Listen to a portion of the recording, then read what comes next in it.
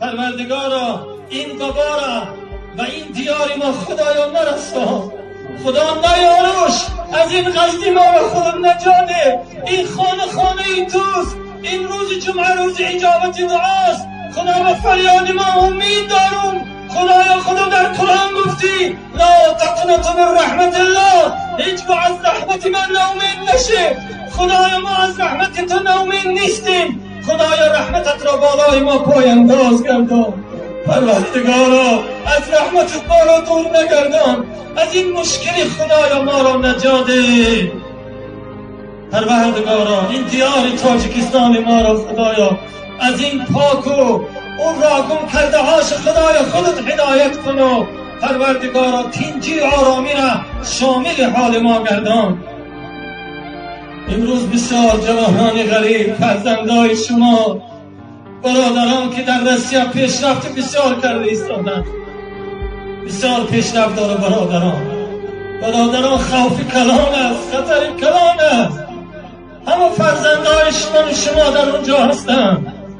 برادر آنها خون دل شدند، آب دیدشان میریزه. از ما خواهش کردن که در این روز جمعه پدرهای ما آمین بگن، ریشت فدای ما آمین بگن، دعا کنید از منبر در حق جوانان غریب. بیایید یک جای دعا کنیم. پروردگارا اون جوانان غریبی ما را از این بیماری نجاده. خدایا آنها کی دستی آنها را میگیره، کی مشکلی آنها را آسان میکنه. کو پدر، کو مادر، کو اکا دادر، شاید جنازه آورده نشه برادر جان. به این خاطر با آیندن شما قسم وای به حال پدری که دعا نکنه نصف شب. خیز نماز تهجد خوان، جوانی نازنین در حق پدر دعا بکن. دعای تو والله مبارک پیش خدا.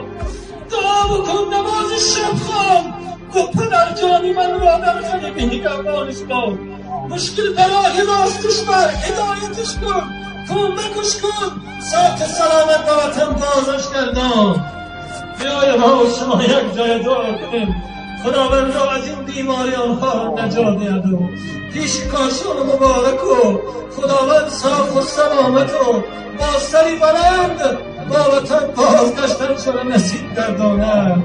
دیار ما را آرام و مرحوم سفراش بی خطر. آمین یا رب العالمین برحمتک یا ارحم الراحمین.